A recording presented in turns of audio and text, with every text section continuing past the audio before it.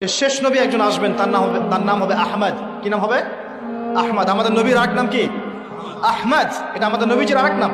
এই যুব সমাজ জানে না তো, অনেকেই জানে না।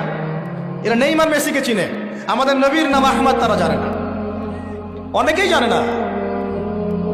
আমি চ্যালেঞ্জ করছি, আপনি জ্ঞান নিয়ে সুমারি করে দেখেন, যুব সমাজের অনেকেই বেসিক জিনিসই জানে না।